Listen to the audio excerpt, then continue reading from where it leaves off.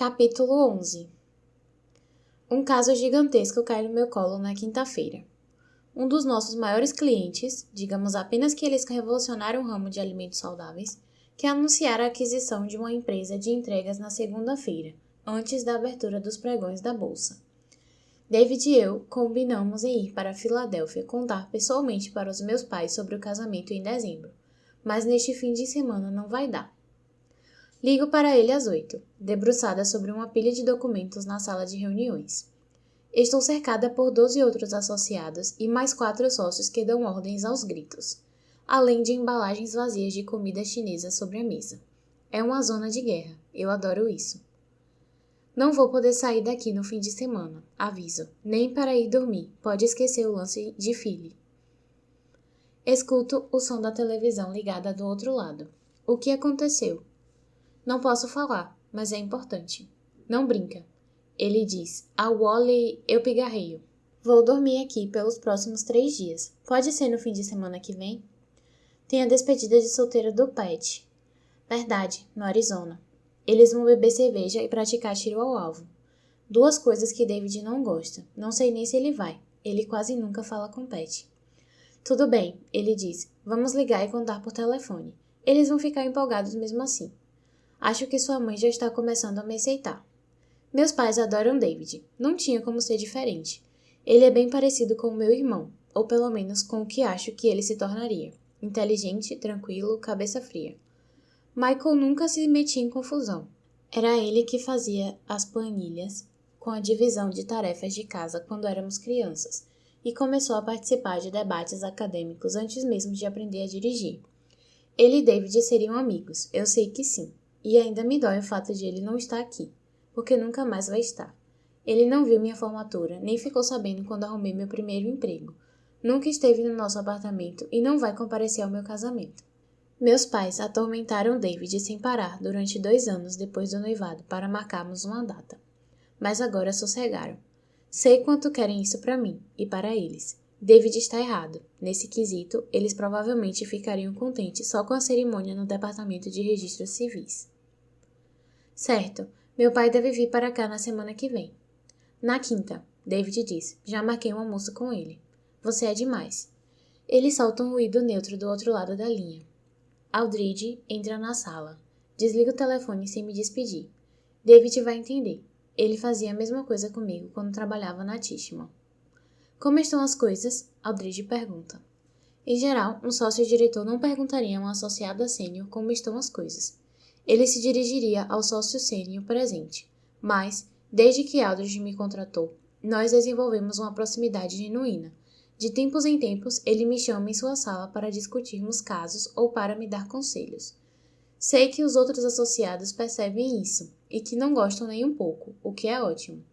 Não existem muitas maneiras de subir na hierarquia de um escritório de direito corporativo e ser favorecida com um dos sócios principais, com certeza é uma delas. Advogados corporativos são como tubarões, mas nunca vi Aldridge sequer elevar o tom de voz, e de alguma forma ele consegue ter uma vida pessoal. Está junto com Josh, seu marido, há 12 anos. Eles têm uma filha de 8 anos, Sonja. O escritório dele é cheio de retratos da família, férias, fotos escolares, cartões de Natal. Uma vida de verdade fora daquelas 4 paredes. Ainda estamos preparando tudo, mas a documentação vai estar pronta para ser assinada no domingo, digo. Sábado, retruca Aldridge. Ele me encara com uma sobrancelha levantada. Foi isso que eu quis dizer. Todo mundo já comeu? Aldridge pergunta para o restante da sala. Além das caixas de comida chinesa espalhadas pela mesa, há papéis de embrulho de hambúrgueres no palme e potes de salada da Quality Italy. Mas, no meio de um negócio como esse, a necessidade de se alimentar é constante. Imediatamente, todos os 15 advogados presentes levantam a cabeça, piscando os olhos. Sherry, a sócia sênior que está conduzindo o caso, responde por todos. Está tudo sob controle, Miles, ela diz. Mitch, grita Aldridge para o seu assistente que nunca está a mais de 10 passos de distância. Vamos pedir umas coisas na Levain. Esse pessoal precisa de um pouco de cafeína e doces. Está tudo sob controle, de verdade, Sherry insiste. Esse pessoal parece estar com fome, ele interrompe. Aldrich percorre a sala de reuniões. Vejo Sherry estreitar os olhos antes de voltar sua atenção para o documento à sua frente. Às vezes é difícil manter a cortesia em momentos de pressão, e não culpo Sherry por reagir dessa maneira. Ela não tem tempo para pensar em pedir cookies para nos agradar. Isso é um privilégio restrito ao topo da hierarquia. O que muita gente não sabe sobre os advogados corporativos é que eles não são nem um pouco parecidos com a maneira como são retratados nos seriados de TV. Sherry, Aldrich e eu nunca colocamos os pés em um tribunal. Nunca vamos fazer a argumentação de um caso. Nós fechamos negócios, não cuidamos de litígios. Preparamos documentos e revisamos cada linha da papelada necessária para uma fusão ou aquisição, ou para a abertura do capital de uma companhia. Em Suits, Harvey cuida da documentação e vai para o fórum. Na vida real, os advogados do nosso escritório que comparecem diante dos juízes não têm ideia do que nós fazemos em salas de reuniões como esta. A maioria não redige um contrato há décadas. As pessoas acham que a nossa forma de atuação é a menos ambiciosa das duas, mas, apesar de ser de fato menos glamurosa, sem argumentações no tribunal e sem entrevistas para a mídia, nada se compara ao poder de colocar as coisas no papel. Afinal, segundo a lei, vale o que está escrito, e quem escreve tudo somos nós. Adoro o processo ordenado do fechamento de um acordo, a clareza da linguagem, o fato de haver pouca margem para interpretações e nenhuma para erros. Adoro a terminologia usada para deixar tudo bem claro. Adoro os estágios finais da consolidação de uma transação de negócios, principalmente na escala com que o Watchell costuma trabalhar. Os obstáculos a princípio insolúveis que aparecem. Cenários apocalípticos, desentendimentos e detalhes que ameaçam por tudo a perder. Parece impossível agradar ambas as partes, mas de alguma forma conseguimos. De alguma forma, os contratos são aceitos e assinados. De alguma forma, os tratos são feitos. E quando enfim isso acontece, é emocionante. Melhor que qualquer dia no tribunal, está tudo por escrito, as obrigações estão definidas. Qualquer um pode dobrar um juiz ou um júri na lábia, mas fazer isso no papel, preto no branco, exige uma forma especial de habilidade. É a verdade em forma de poesia. Vou para casa no sábado só para tomar banho e me trocar, e no domingo me arrasto de volta bem depois da meia-noite. Quando chego, David está dormindo, mas encontro um bilhete no balcão e uma massa na geladeira. Cassio e Pepe, do Le Artusi, meu prato favorito. David é sempre atencioso assim. Deixa minha comida predileta na geladeira, um chocolate de que gosto no balcão, e ele também trabalhou o fim de semana todo, mas desde que passou a fazer parte do Hedge Fund, tem mais autonomia sobre seus horários do que eu. Ainda estou à mercê do cronograma dos sócios, do cliente e dos caprichos do mercado. Para David, a questão se resume ao mercado, e como o dinheiro da empresa dele está em sua maior parte em investimentos de longo prazo, a pressão de curto prazo do dia a dia não faz parte da equação. Como David costuma dizer, ninguém nunca entra correndo na minha sala. Perdi 2 ligações e deixei sem resposta 3 mensagens de texto de Bella, que ignorei o fim de semana inteiro, e, na verdade, a semana passada toda. Ela não sabe que David e eu reafirmamos nosso compromisso no chão da sala de estar e que estamos oficialmente planejando o casamento para dezembro. Quer dizer, vamos começar a planejar quando enfim tivermos um tempinho livre.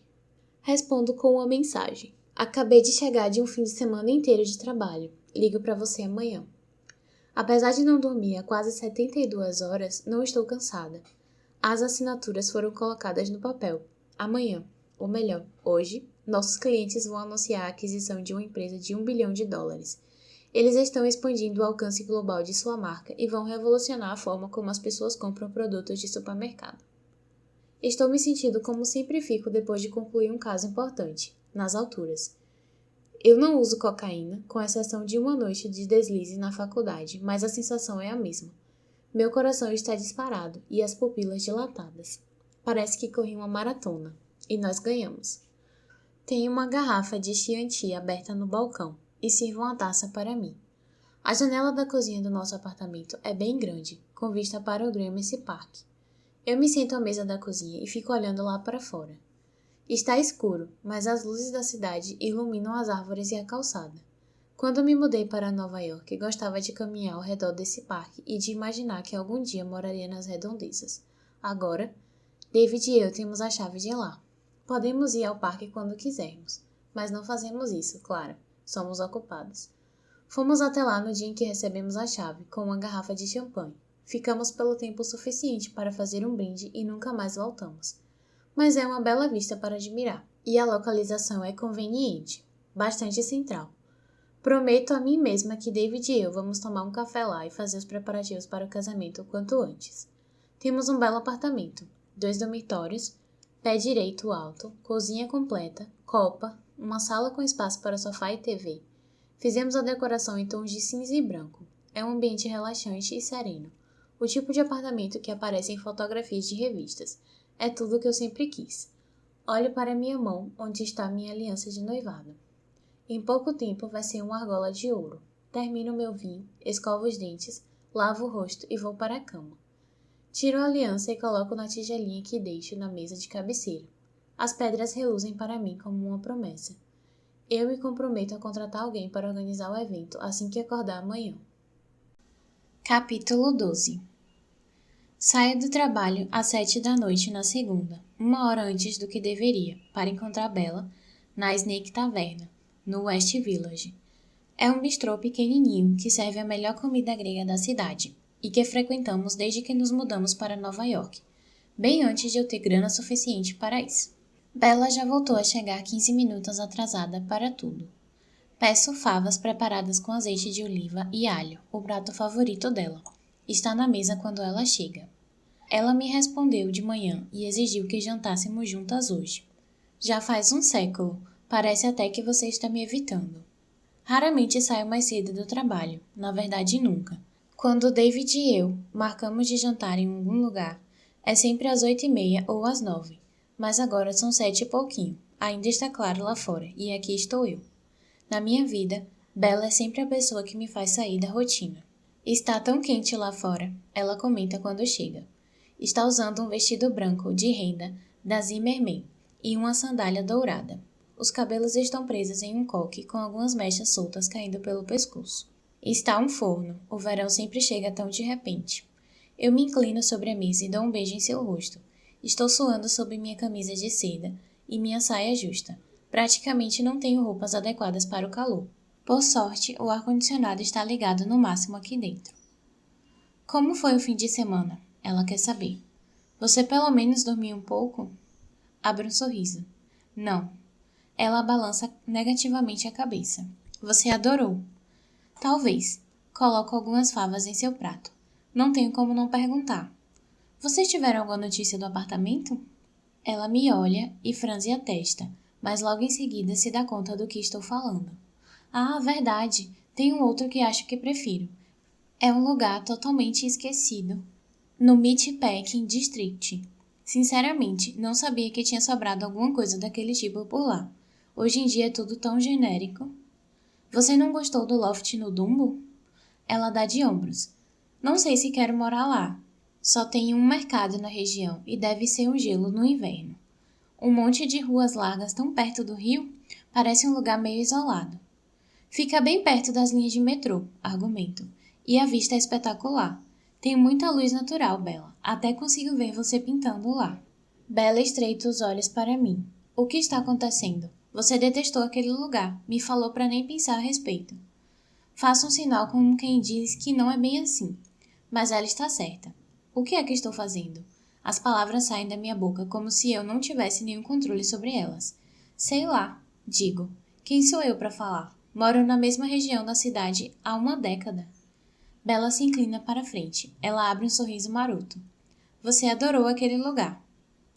É um espaço bem cru, mas sou obrigada a admitir que é muito bonito, com um ar meio industrial e ao mesmo tempo pacífico e cheio de energia. Não, respondo, com firmeza, de forma definitiva. É uma pilha de madeira velha, só estou fazendo o papel de advogada do diabo. Bella cruza os braços. Você adorou, ela repete.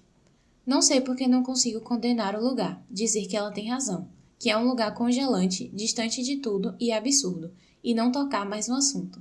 Eu deveria ficar feliz por ela ter esquecido. Quero que ela esqueça mesmo. Quero que aquele apartamento se desfaça no ar. Por enquanto, estou fazendo um bom trabalho na minha tentativa de impedir que aquele fatídico momento aconteça. Se o apartamento não existir, o mesmo vale para o que aconteceu lá dentro. Não, é verdade, insisto. Dumbo é longe, e Aaron falou que vai exigir muito trabalho. A última parte é meio mentirosa. Bella abre a boca para retrucar, mas desiste. Então, como estão as coisas entre vocês? Arrisco. Bella solta um suspiro. Ele disse que vocês tiveram uma conversa legal no apartamento, como se tivesse passado a gostar um pouco mais dele. Disse que você foi simpática, o que não é nem um pouco comum. Ei, você é muitas coisas, Bella diz, mas simpática realmente não é uma delas. Eu me lembro de Bella e eu, recém-chegadas a Nova York, na fila de uma casa noturna caríssima, no Meatpack District. Bella me emprestou um vestido meio curto e brilhante demais, e eu estava com frio. Não me lembro de qual era a época do ano, fim do outono, começo do inverno? Não sei. Tínhamos saído sem casaco, como sempre fazíamos aos 20 e poucos anos. Nesse fragmento de lembrança, Bella está conversando com o cara da porta, um promoter chamado Scoot ou Hines. Alguma coisa que fosse mais uma onomatopeia do que uma palavra. Um cara que gostava quando garotas bonitas apareciam, como Bella. Ela está dizendo que tem mais algumas pessoas que queria pôr para dentro. Elas são que nem você? Ele questiona. Ninguém é como eu, Bella responde, mexendo nos cabelos. Ela? Scott aponta para mim. Não está muito impressionado, isso posso afirmar. Ser amiga de Bella sempre significou ficar relegada ao segundo plano. Isso costumava me deixar insegura, e ainda deixa. Mas com o tempo fomos descobrindo nossos pontos fortes, nossos pontos em comum, nosso ponto de equilíbrio. Mas, na frente daquela casa noturna, talvez isso ainda não tivesse acontecido. Bella se inclina para a frente e murmura alguma coisa no ouvido de Scott. Eu não escuto, mas imagino que seja algo do tipo: ela é uma princesa, sabia? É da realeza, a quinta da linha de sucessão do trono da Holanda. Uma Vanderbilt. Eu sentia muita vergonha quando Bella fazia isso. Nessa noite, no Meatpacking District, não foi diferente. Mas nunca contei isso para ela. A proximidade dela é uma bênção para mim, e o meu silêncio uma bênção para ela. Eu torno sua vida mais tranquila e estável. Ela torna a minha mais luminosa e exótica. Parece justo, uma boa troca. Entrem, meninas, diz Scott. Nós entramos. Entramos na Twitch ou Slice ou Market. Fosse qual fosse o nome, não existe mais. Nós dançamos. Alguns caras pagam bebida para nós. Me sinto bonita com aquele vestido, apesar de ficar um pouco curto em mim, um pouco largo no peito. Destaco os lugares errados. Em determinado momento, 2 caras vêm dar em cima de nós. Não estou interessada, tenho um namorado. Ele estuda direito em Yale. Estamos juntos há 8 meses. Sou fiel. Acho que posso me casar com ele, mas essa ideia não dura muito. Em todos os lugares que vamos, Bella flerta um pouquinho e fica incomodada por eu não gostar disso. Acha que eu sou muito travada, que não sei me divertir. E tem razão, mas isso não se aplica a tudo. A paquera não rola naturalmente para mim, portanto não consigo ver muita graça nisso. Sempre que tento entender quais são as regras, percebo que não existe nenhuma. Um dos caras faz um comentário. Todo mundo dá risada. Eu reviro os olhos. Como você é simpática, ele comenta. E a fama ficou. No restaurante, põe uma colher de favas em um pedaço de pão fresco. Estão quentinhas e o alho provoca uma explosão na minha boca. Morgan e Ariel conheceram Greg no sábado. Bella conta. E se deram muito bem com ele. Morgan e Ariel são um casal que Bella conheceu na cena dos frequentadores de galerias há mais ou menos 4 anos. Desde então, elas viraram mais amigas minhas e de David do que de Bella, em boa parte porque somos melhores em comparecer aos jantares e permanecer no país. Morgan é uma fotógrafa que faz imagens de paisagens urbanas e no ano passado publicou um livro chamado Nas Alturas, que fez bastante barulho. Ariel é do mercado financeiro, trabalha com o Private Equity. Ah, é? É, Bella confirma. E sinceramente, pensei que você fosse gostar dele também. Ela continua falando enquanto mastigo. Não estou brava, é que você vive falando que quer que eu seja mais séria e que fique com alguém que se importe comigo. Tipo, você nunca para de falar sobre isso. Ele é assim, e isso não parece fazer a menor diferença para você. Faz sim, eu afirmo. Não quero continuar falando nesse assunto. Você tem uma maneira bem estranha de demonstrar isso. Ela está irritada. Com um tom seco na voz e os braços estendidos, eu me recosto na cadeira. Pois é, eu digo engolindo a comida. Enfim, deu para perceber que ele se importa com você, e estou contente com isso. Está? Ela questiona. Estou, respondo. Ele parece ser um cara legal. Um cara legal? Fala sério, Dani, que conversa patética. A petulância e a irritação dela vêm à tona de vez. E eu entendo, não estou ajudando em nada. Eu sou louca por ele, Bella me diz. Nunca me senti assim antes, e sei que já falei isso um monte de vezes. E sei que você não acredita em mim. Eu acredito, interrompo. Ela apoia os cotovelos na mesa e se inclina para a frente, para bem perto de mim. O que foi? Ela pergunta. Sou eu aqui, Dani. Você pode me falar qualquer coisa, e sabe disso. O que foi que você não gostou nele? De repente, meus olhos se enchem de lágrimas. É uma reação bastante incomum para mim, e pisco algumas vezes, mais por me sentir confusa do que para impedir que as lágrimas caiam. Bella parece tão esperançosa do outro lado da mesa, ingênua até, tão envolvida pelas possibilidades que tem diante de si, e eu tenho um segredo enorme que não posso revelar. Uma coisa profunda, terrível e estranha aconteceu na minha vida, e ela não pode saber. Acho que me acostumei a ter você só pra mim, digo. Não é justo, mas a ideia de você estar num relacionamento sério com alguém me deixa, sei lá, engulo em seco, com ciúmes talvez? Ela se recosta outra vez, satisfeita. Ainda bem que consegui inventar alguma coisa. Sorte minha ser advogada. Bella caiu nessa conversa. Para ela, isso faz sentido. Ela sempre soube que eu queria ser próxima dela, ser considerada uma prioridade, e me concedeu essa posição. Mas você tem David, e nada mudou, ela argumenta. Pois é que sempre foi assim, mas agora está tudo diferente. Ela assente com a cabeça. Mas você tem razão, complemento. É bobeira minha. Acho que os sentimentos nem sempre são racionais. Bella dá risada. Eu sinceramente nunca imaginei que fosse ouvir você dizer essas palavras. Ela estende o braço por cima da mesa e segura minha mão. Nada vai mudar, eu prometo. Ou, se mudar, vai ser para melhor. A gente vai se ver ainda mais. A gente vai se ver até você cansar de mim. Bom, um brinde então. E eu jamais me cansaria de você. Bella sorri. Nós batemos de leve nossas taças. Em seguida, ela começa a gesticular com as mãos diante do rosto. Então você gosta dele, pelo menos um pouco, talvez. E está com ciúmes. Vamos esquecer esse assunto então, certo? Eu assinto com a cabeça. Claro. Mas, de verdade, ele é... Ela começa a falar, mas sua voz fica embargada e seu olhar se perde. Não sei como descrever. Acho que finalmente entendi como é, sabe? Isso que todo mundo fala.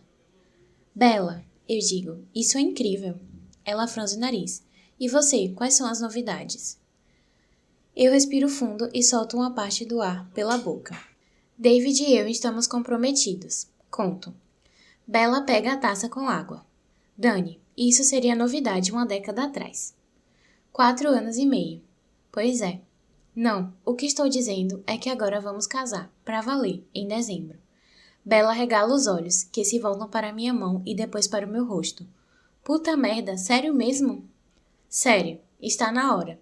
Nós dois vivemos ocupados e sempre surge um motivo para adiar. Mas percebi que o motivo para não adiar é mais forte. Então vamos casar. O garçom se aproxima e Bella se vira de forma abrupta para ele. Preciso de uma garrafa de champanhe para daqui a 10 minutos, ela diz. Ele se afasta. Faz tempo que ele me pede para marcar a data. Eu sei, Bella responde, mas você sempre se recusa. Não é que eu me recuse, argumento. Só nunca marquei. O que foi que mudou? Dou uma boa olhada nela. Bella, minha Bella. Toda radiante, toda apaixonada. Como posso dizer que é por causa dela? Que ela é o motivo. Acho que finalmente descobri o futuro que quero para mim, respondo. Ela assente. Já contou para Mary e Alan? Meus pais. Nós ligamos para eles. Ficaram empolgadíssimos. Perguntaram se a gente queria que fosse na Rittenhouse. Vocês querem? Em Philly? Que coisa genérica. Bella torce o nariz. Sempre imaginei você dando uma festa bem em Manhattan. Mas eu sou genérica. Você vive se esquecendo disso. Ela sorri. Mas não vai ser em Philly, garanto. Não é nada conveniente. Vamos ver o que arrumamos aqui na cidade. A champanhe chega e nossas taças estão servidas. Bella ergue a dela, Aos caras legais, ela propõe. Que a gente descubra onde eles estão, que a gente se apaixone por eles e que esse amor seja correspondido. Eu tomo um gole da bebida. Estou morrendo de fome. Digo, vamos pedir. Bela deixa que eu faça o pedido. Escolho uma salada grega, souvlaki, de cordeiro, spanakopita e berinjela assada com tahine. Mergulhamos na comida como se fosse uma piscina. Lembra da primeira vez que viemos aqui? Bela pergunta. Raramente fazemos uma refeição sem evocar alguma lembrança do passado. Ela é bem sentimental. Às vezes penso em como vai ser quando ficarmos velhas, quando tivermos ainda mais histórias para contar. Nos conhecemos há 25 anos e já temos material de sobra para fazê-la chorar. Nossa velhice vai ser brutal. Não, respondo. É um restaurante. Já viemos aqui um monte de vezes. Bela revira os olhos. Você tinha acabado de sair da Colômbia e a gente estava comemorando seu emprego no Clarnell. Faço que não com a cabeça. A comemoração pelo Clarnell foi no Deadwood, o bar na Rua 70, a que recorríamos a qualquer hora na noite dos primeiros 3 anos em Nova York. Não, insiste Bella. Nós encontramos Cal e Berg lá, e depois viemos para cá, só nós duas. Ela tem razão. Eu me lembro das mesas e das velas, e tinha uma tigela de amêndoas confeitadas perto da porta. Enfiei 2 punhados na minha bolsa quando saímos. Hoje eles não oferecem mais os doces assim, provavelmente por causa de clientes como eu. Acho que foi mesmo, digo. Bella sacode a cabeça. Você nunca aceita que está errada. Eu trabalho com isso, né? Comento. Mas estou começando a me lembrar de uma noite no final de 2014. Bem antes de David, Bella comenta. Pois é. Você continua apaixonada por ele? Ela pergunta. É uma coisa estranha para se perguntar, e nós duas sabemos disso, ainda mais vindo dela. Sim, respondo. Nós gostamos praticamente das mesmas coisas. Temos os mesmos planos, a coisa se encaixa, sabe? Bella corta uma fatia de queijo e põe um tomate em cima. Então você sabe como é? O quê? Senti que você está com a pessoa certa. Bella olha bem para mim. Sinto a pontada no estômago. É como se ela tivesse cravado uma agulha na minha barriga. Desculpa, eu digo. Me desculpa por não ter sido legal com o Aaron. Eu gostei dele, de verdade, e vou continuar gostando quando vocês estiverem juntos. Só vai com calma, aconselho. Ela põe a comida na boca e começa a mastigar. Impossível, responde. Eu sei, digo, mas sou sua melhor amiga. Preciso dizer isso mesmo assim. Capítulo 13. O calor de julho chega, pesado e lamentavelmente inevitável. O tempo ainda vai piorar antes de melhorar. Ainda precisamos sobreviver a agosto. David marca de se encontrar comigo para um almoço no Bryant Park em uma quarta-feira perto do fim do mês. No verão, o pessoal do Bryant Park monta mesas do lado de fora, onde os engravatados almoçam ao ar livre. O trabalho de David fica mais ao sul, o meu mais ao norte, e a esquina na rua 42 com a Sexta Avenida fica à mesma distância para nós dois. Quase nunca almoçamos juntos, mas, quando fazemos isso, geralmente é no parque. David está à minha espera com 2 saladas Niçoise do Pret e meu sanduíche favorito, do Le Pen. Os 2 estabelecimentos ficam bem perto daqui e tem mesas do lado de dentro, então podemos comer lá nos meses mais frios também. Não somos adeptos de almoços chiques. Eu me contentaria com uma bela salada em 2 das 3 refeições do dia. Na verdade, um dos nossos primeiros encontros foi nesse parque, comendo umas saladas dessas. Ficamos sentados ao ar livre apesar do frio, e quando David percebeu que eu estava tremendo, tirou o cachecol e colocou em mim antes de sair correndo para comprar um café quente no carrinho da esquina. Foi um gesto singelo, mas bastante indicativo de quem ele era, de quem ele é. David está sempre disposto a colocar minha felicidade acima do seu conforto.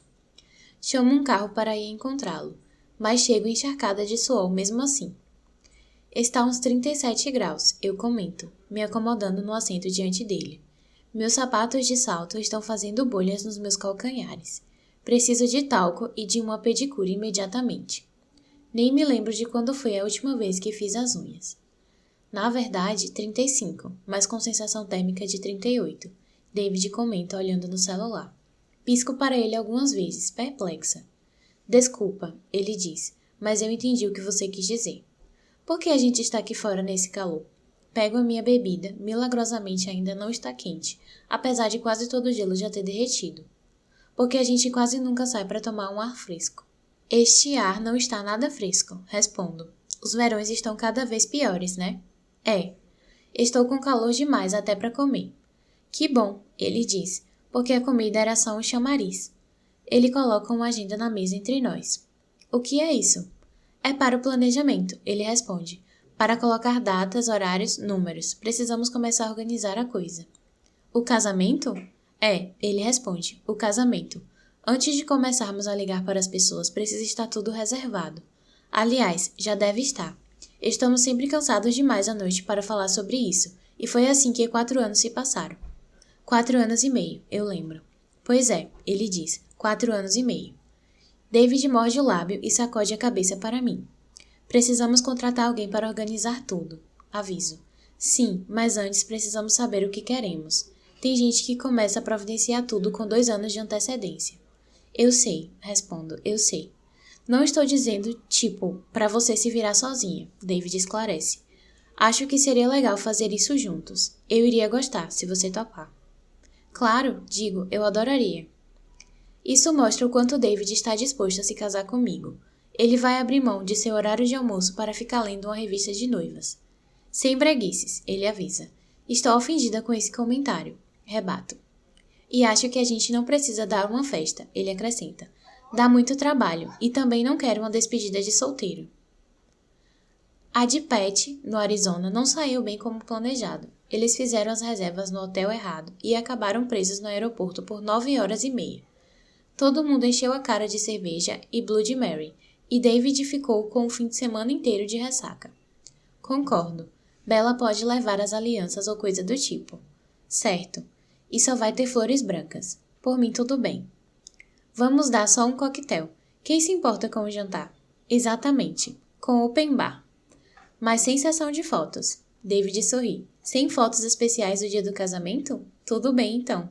Ele olha para o relógio. Avançamos bem. Preciso ir. Ah, é assim? Pergunto. Você entrega a agenda e se manda? Você vai querer almoçar agora? Olho para o meu celular. 7 ligações perdidas e 32 novos e-mails. Não, eu já cheguei atrasada aqui. David fica de pé e me entrega uma salada. Eu aceito. A gente vai conseguir. Eu sei que sim. Imagino David de blusa de lã com uma aliança de ouro no dedo, abrindo um vinho na nossa cozinha em uma noite aconchegante de inverno. Isso me conforta. É disso que preciso para ter uma vida feliz. Estou feliz, digo. Que bom, ele responde, porque mesmo se não estivesse, não ia ter como se livrar de mim. Capítulo 14. Estamos no final de agosto. Ainda em janeiro, David e eu marcamos uma viagem para Amagansett com Bella e nossas amigas Morgan e Ariel no feriado do Dia do Trabalho. Bella e Aaron ainda estão juntos e, de forma nada surpreendente, ele também vai. Então agora seremos 3 casais. Por mim, tudo bem. Bella e eu sempre nos desencontramos quando vamos à praia. Ela dorme até tarde e curte a noite. Eu acordo assim que amanhece para correr, preparo o café da manhã e ainda trabalho algumas horinhas antes de cair na água. David alugou um carro de aplicativo, mas não está fácil acomodar nós dois, nossa bagagem e Morgan, que vai ser a motorista. Ariel vai de ônibus depois que sair do trabalho. Esta coisa parece um carrinho de brinquedo, Morgan comenta. Ela tem 40 e poucos anos, mas não mostra nenhum sinal disso, a não ser pelos cabelos grisalhos. Tem uma pele de bebê, sem nenhuma ruga, nem mesmo pés de galinha em torno dos olhos. É uma loucura. Eu injeto Botox desde os 29, mas David me mata se ficar sabendo disso. Eles disseram que cabiam 4 pessoas. David joga minha bolsa por cima da nossa mala, tentando forçar a tampa do porta-malas com o ombro. 4 anões com suas bolsinhas minúsculas. Eu dou risada. Nem tentamos guardar a bagagem de Morgan ainda. 2 horas depois, pegamos a estrada com o SUV que David conseguiu de última hora na Hertz. Deixamos o outro estacionado num lugar proibido na nossa rua, com a promessa de um gerente que mandaria alguém buscá-lo imediatamente. David está sentado na frente com Morgan, enquanto eu equilibro meu computador nos joelhos no banco traseiro. É quinta-feira, e apesar de estar de folga essa semana, ainda tenho trabalho a fazer. Eles estão cantando uma música do Lionel Richie, que está tocando no rádio. Endless Love. Acabei de me lembrar de uma coisa, grito lá para frente. Precisamos fazer uma lista de músicas para não tocar no casamento. Morgan abaixa o som. Como estão os preparativos? David encolhe os ombros. Estamos cautelosamente otimistas. Mentira, eu digo. Estamos totalmente atrasados. Como foi que vocês conseguiram? David pergunta. Morgan e Ariel se casaram 3 anos atrás, num fim de semana épico, nas Catskills. Elas reservaram uma pousada temática chamada The Hawkesbury, e o casamento e todo o resto foram realizados em várias estruturas montadas em uma fazenda ali perto, com direito a tudo. Mesas, cadeiras, lustres, tinha pilhas de feno decoradas separando o long da pista de dança. O bar servia queijos e uísque, e em cada mesa havia o mais lindo arranjo de flores do campo que já vi. Saíram fotos de casamento dela, no The Cut e na edição online da Vogue. Foi moleza, Morgan diz. A gente não está no nível delas. Digo, nosso apartamento é todo pintado de branco. Morgan dá risada. Qual é? Você sabe que é isso que eu adoro fazer. A gente se divertiu. Ela mexe no botão de sintonia do rádio. Então o Greg também vai. Acho que sim. Vai? David olha para mim. Vai. Ele parece ser legal, né? Morgan comenta. Bem legal, David confirma. A gente só se viu, sei lá, uma vez. O verão foi uma loucura. Nem acredito que já acabou. Ele olha para mim no retrovisor. Quase acabou. Morgan corrige. Solta um ruído não muito expressivo no banco traseiro. Ele parece estável, tipo, tem um trabalho de verdade e não fica chamando Bella para viajar para o exterior o tempo todo na conta do cartão de crédito dos pais dela. David continua. Não é um artista doidão tipo eu, Morgan provoca. Ei, protesta David, você é mais bem-sucedida que qualquer um aqui. É verdade. Morgan é um sucesso absoluto com todas as exposições que faz. Vende suas fotos por $50.000, ganha mais por um trabalho editorial que faz em 24 horas do que eu em um mês. A gente se divertiu bastante com ele num jantar umas semanas atrás. Morgan conta. Ela parece estar diferente. Passei na galeria na semana passada e fiquei com essa mesma impressão. Parece que mais pé no chão, sei lá. Verdade, concordo. Parece mesmo. A verdade é que desde aquele dia no parque, quando David e eu começamos a falar a sério sobre o nosso casamento, venho pensando cada vez menos sobre a visão que eu tive. Estamos construindo o futuro certo agora, aquele pelo qual trabalhamos. Todas as evidências apontam que é isso que vai acontecer em dezembro. Não estou preocupada. O relacionamento mais longo dela, de longe. Morgan continua. Você acha que dessa vez engrena? Envio o e-mail que estava escrevendo. Parece que sim. Saímos da rodovia principal e fecho meu computador. Estamos quase chegando. A casa que alugamos é a mesma dos últimos 5 verões seguidos. Fica em Amagansett, na Beach Road. É antiga, o revestimento de madeira está solto e a mobília meio mofada, mas é perfeita porque fica bem perto da água. Não tem nada separando a gente do mar, a não ser uma duna de areia. Eu adoro. Assim que passamos pela Stargazer e entramos na estrada 27, abaixo o vidro para sentir o ar denso e salgado. Imediatamente começo a relaxar. Adoro as árvores antigas que ladeiam os 2 lados da pista e que chegam até a praia. Um céu vasto, o grande oceano, o ar, espaço. Chegamos só no fim da tarde e Bella e Aaron já estão lá. Ela alugou um conversível amarelo que está parado bem em frente da casa, proporcionando uma recepção bem inusitada. A porta está escancarada, como se eles tivessem acabado de chegar, mas não é o caso. Bella me mandou uma mensagem avisando que eles estavam lá, horas atrás. Meu primeiro instinto é de irritação. Em quantas viagens, quantas vezes, já não disse para ela deixar as portas fechadas por causa dos insetos. Mas eu me seguro, afinal, a casa é nossa, não é só minha, e quero que todo mundo tenha um fim de semana agradável. Ajudo David a descarregar o porta-malas, e estou entregando a bagagem de Morgan quando Bella sai. Está usando um vestido de linho azul claro, com manchas de tinta perto da bainha. Isso me provoca uma alegria de um tipo muito especial. Eu sabia que ela não havia pintado o ano todo, e vê-la assim, com os cabelos soltos ao vento, a criatividade pairando no ar, ao seu redor como uma névoa, é maravilhoso. Você veio. Ela dá um abraço em Morgan e um beijo estalado na lateral da minha cabeça. Falei para Ariel que iria pegá-la na rodoviária daqui a 20 minutos. David, você pode ir? Eu não consigo subir a capota do carro. Ela aponta para o conversível chamativo. Eu posso ir, Morgan se oferece. Não esquenta com isso, quem diz isso é David, apesar do trânsito horroroso e de termos passado quase 5 horas fechados dentro de um carro. Só me deixa levar nossas coisas lá para dentro. Bella me dá um beijo de cada lado do rosto. Vamos entrar, ela diz para Morgan. Já escolhi os quartos de vocês. David ergue as sobrancelhas para mim, enquanto seguimos as duas lá para dentro. O ambiente é decorado em parte como uma velha casa de fazenda e em parte como o primeiro apartamento de uma universitária riquinha que gosta de coisas antigas. Velhos caixotes de madeira dividem o espaço com sofás enormes e almofadas Laura Ashley. Vocês vão ficar no andar de baixo de novo, Bella diz para David e para mim.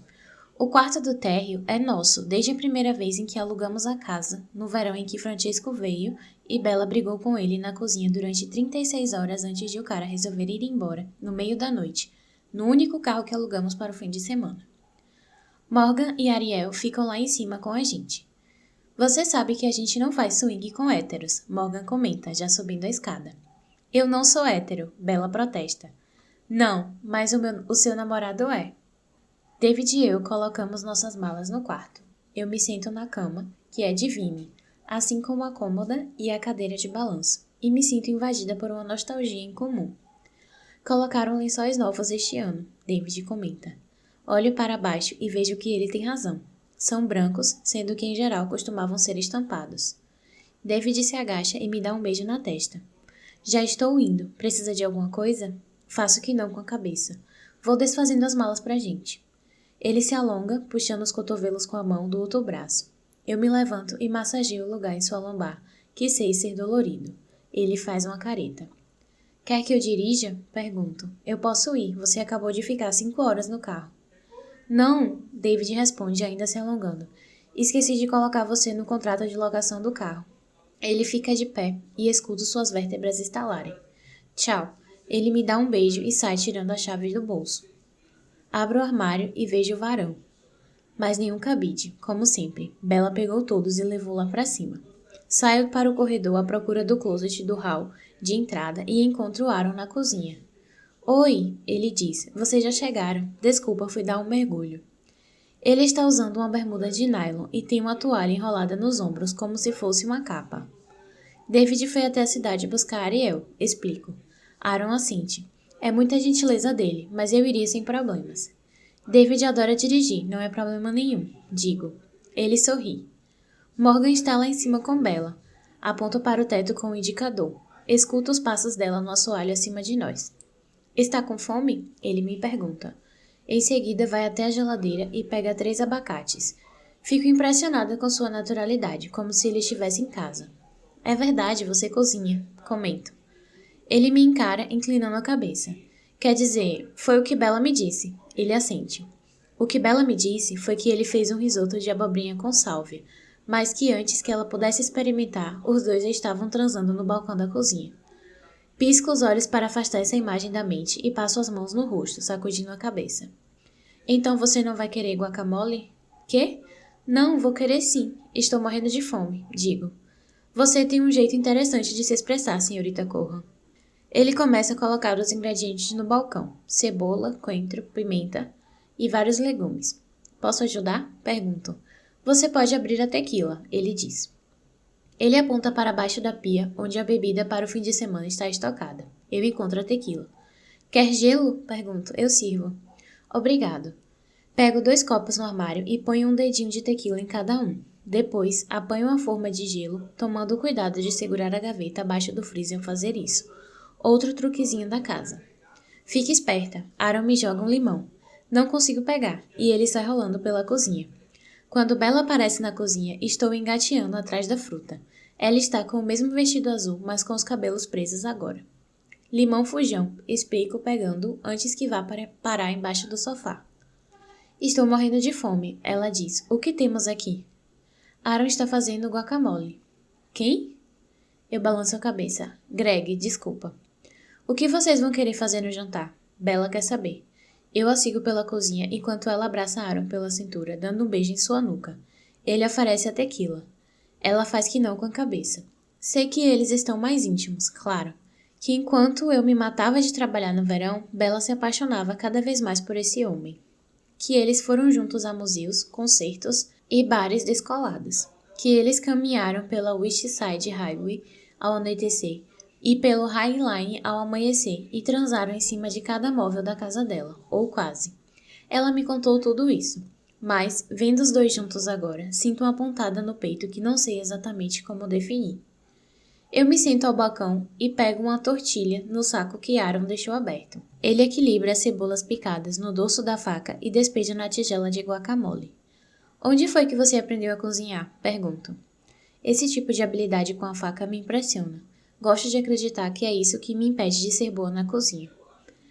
Meio que aprendi sozinho, ele diz, empurrando Bella para o lado e abrindo o forno, onde coloca uma assadeira com pimentas, cebolas e batatas fatiadas. Mas praticamente cresci na cozinha. Minha mãe era cozinheira. Entendo o que ele quer dizer. Não pelas palavras em si, mas pela maneira de falar, com um toque de perplexidade, como se não fosse capaz de acreditar. Sinto muito, digo. Ele me encara. Tudo bem, já faz muitos anos. E o jantar? Bella questiona. Ela está com as mãos na cintura e Aaron a abraça, puxando-a para mais perto e beijando no rosto.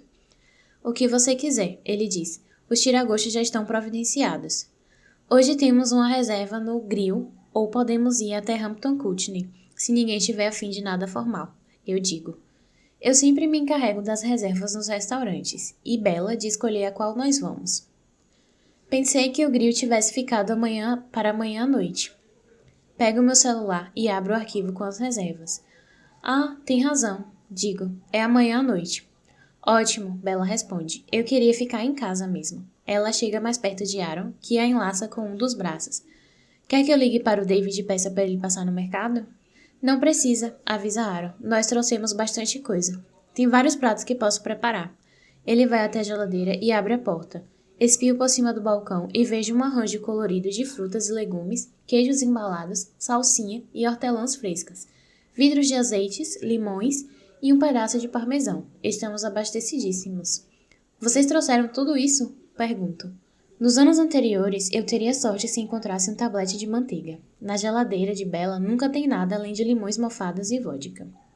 O que você achou? Ela me pergunta. Ainda não consigo acreditar que você fez compras.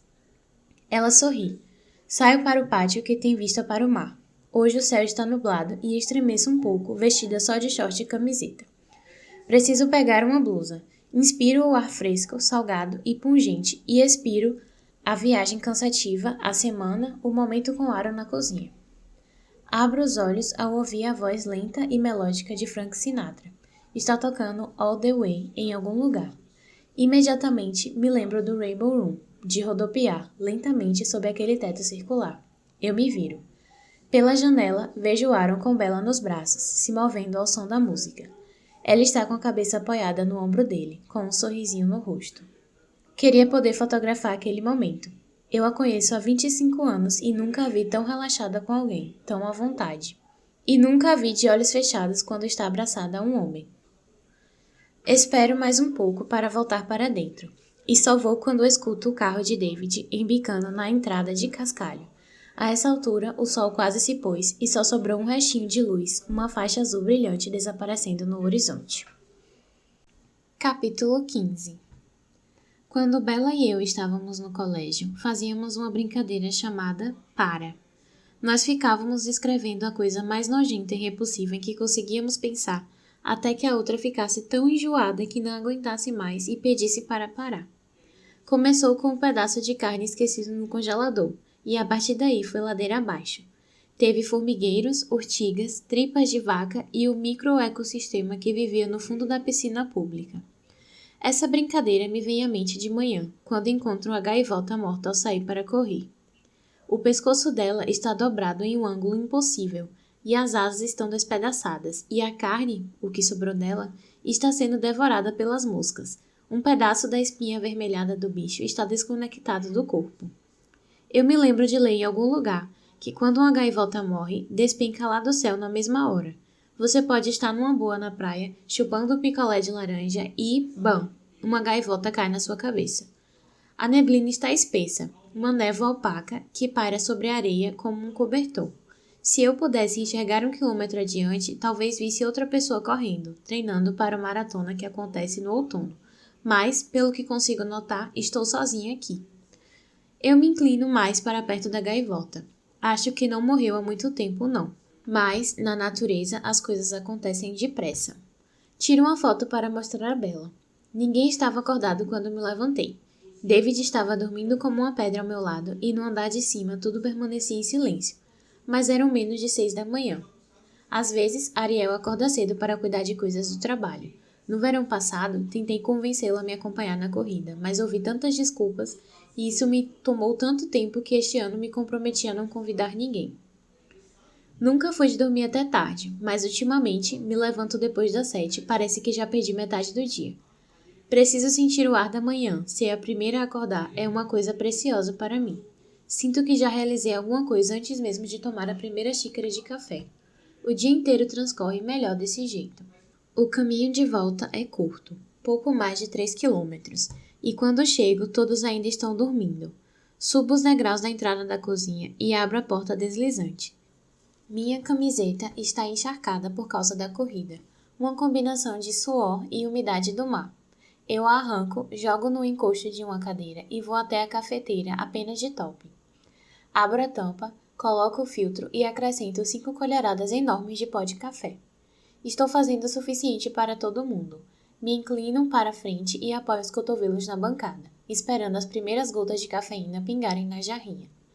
Nesse momento, escuto os passos de Bella na escada. Sempre sei quando é ela. Conheço os barulhos de seu corpo. Depois de décadas dormindo na casa uma da outra, aprendi como é seu jeito de andar, a maneira como seus pés se deslocam pela cozinha para fazer um lanchinho no meio da noite. Mesmo que eu fosse cega, acho que saberia reconhecê-la toda vez que entrasse em um recinto. Você acordou cedo, comento. Eu não bebi ontem à noite. Escuto quando ela se senta em um banquinho e pego uma segunda caneca no armário. Dormiu bem? David tem um sono tranquilo, não ronca e não se mexe. Passar a noite com ele é como dormir sozinha. Adoro acordar com o som do mar, digo. É tipo aquele lugar que os seus pais alugavam na praia, lembra? O café começa a descer ruidosamente. Eu me viro para Bella. Seus cabelos estão soltos e ela está usando uma camisola de seda e um roupão atoalhado aberto por cima. Você foi lá com a gente? Pergunto. Ela me olha como se eu fosse louca. Claro, a sua família continuou indo até a gente fazer uns 14 anos. Balanço a cabeça negativamente. A gente parou de ir depois que Michael... Eu me interrompo. Mesmo tantos anos depois, ainda não consigo usar essa palavra. Não, não pararam, ela diz. Vocês continuaram indo por mais 4 anos. A casa de Margate, aquela com um toldo azul. Eu tiro a jarra da cafeteira. Está sibilando furiosamente, porque foi tirada antes do tempo. Encho meia xícara e coloco diante do balcão. Não era essa não. Era sim, Bella insiste. Ficava no quarteirão da praia. Uma casinha com um toldo azul. O toldo azul! Não tinha toldo nenhum, respondo. Vou até a geladeira e pego o leite de amêndoa e o creme sabor avelã. Bella se lembrou de comprar para mim. Tinha sim, ela diz. Ficava a 2 quarteirões daquela loja de conveniência e vocês tinham bicicletas lá, que a gente trancava com a corrente e cadeado no condomínio das casinhas com todos azuis. Entrego o leite de amêndoa para Bella, que agita a caixa e despeja sobre o café. Tinha uma gaivota morta na praia hoje. Conto. Que nojo! Uma carcaça apodrecendo? Com a espinha arrebentada em vários pedaços, com os olhos devorados pelas moscas? Para com isso, entrego meu celular para ela dar uma olhada. Já vi piores. Sabia que elas despencam do céu quando morrem? Comento. Ah, é? E o que mais elas poderiam fazer? O restante do café fica pronto e enche uma caneca inteira para mim, acrescentando uma bela porção de creme. Sento ao lado de Bella no balcão. Hoje não parece um bom dia para ir à praia, ela comenta, se virando no banquinho e olhando para fora. Ainda vai esquentar. Ela dá de ombros, toma um gole e faz uma careta. Não sei como você consegue beber essa água rala de amêndoa, digo. Por que sofrer desse jeito? Você tem ideia de como isso é bom? Ofereço minha caneca para ela. É leite, Bella retruca. Não é não. O problema sou eu, ela explica. Estou me sentindo meio esquisita essa semana. Você está doente? Ela toma mais um gole. Sinto um nó na garganta. Estou grávida, ela responde. Quer dizer, tenho quase certeza. Olho bem para ela. Seu rosto está radiante. É como olhar para o sol. Você tem certeza ou acha? Eu acho, ela diz. Quase certeza. Bella, eu sei, parece loucura, mas estou me sentindo estranha desde a semana passada. Você fez algum teste de farmácia? Ela balança a cabeça. Bella já engravidou antes, de um cara chamado Marcos, por quem ela era apaixonada, mas que só queria saber de cocaína. Ele nem ficou sabendo. Tínhamos 22 anos, e talvez 23, e era o nosso primeiro ano em Nova York, torto e deslumbrante. Minha menstruação está atrasada, ela conta. Achei que ainda fosse descer, mas não desceu. Minha barriga está esquisita, meus peitos também. Estou tentando não pensar nisso, mas acho que... Ela se interrompe. Você contou para o Aaron? Ela faz que não com a cabeça. Não sabia se tinha mesmo alguma coisa para contar. Há quanto tempo sua menstruação está atrasada? Ela toma mais um gole de café e olha para mim. 11 dias. Vamos até a farmácia, na mesma hora, do jeito que estamos. Ela com o moletom por cima da camisola, eu com minhas roupas de corrida. Não tem ninguém na pequena drogaria, além da balconista, que sorri quando nos entrega o teste de gravidez. Sempre fico surpresa ao me dar conta de que já temos idade para receber notícias assim com sorrisos, com felicitações e não julgamentos. Quando voltamos, a casa ainda está em silêncio, com todos dormindo. Entramos no banheiro do andar de baixo, só nós duas. Estamos sentadas na borda da banheira, ansiosas, lançando olhares para a pia. O timer apita. Olha você, ela diz, e me conta, eu não consigo. 2 linhas cor-de-rosa. Deu positivo, revelo. Seu rosto demonstra um alívio tão grande que fico sem reação. Meus olhos se enchem de lágrimas. Bella, eu digo, atordoada. Um bebê, ela murmura. Nós nos aproximamos e nos abraçamos. A minha Bella. Tem cheiro de talco e lavanda e tudo o que existe de precioso e cheio de vida. O instinto de proteção que toma conta de mim com essas 2 vidas nos meus braços é tão intenso que mal consigo respirar. Nós nos afastamos, com os olhos marejados, e caímos na risada, incrédulas. Você acha que ele vai ficar bravo? Ela pergunta de repente. De repente me sinto como se estivesse no Range Rover prateado dela, ouvindo Anna Begins, com as janelas abaixadas. É verão, tarde da noite. Não era para estarmos na rua a essa hora, mas não tem ninguém na casa de Bella. A mãe dela está em Nova York para a inauguração de um restaurante e o pai viajando ao trabalho. Estamos vindo da casa de Joshua, ou será Trey? Os dois tinham piscina. Ainda estamos de roupa de banho, mas já nos secamos. O ar está quente e úmido, e tenho a sensação, provocada pela juventude e pela vodka, e pelo som dos country crows, de que somos invencíveis. Olho para a Bella através do volante, cantando, e decido que nunca vou querer ficar sem ela, nem a dividir com ninguém. Ela é minha e eu sou dela. Não sei, respondo, mas não importa, esse bebê é nosso. Ela dá uma risadinha. Estou apaixonada por ele. Sei que parece loucura, que você me acha maluca, mas é sério, estou mesmo. Bella coloca minha mão em sua barriga por cima da camisola.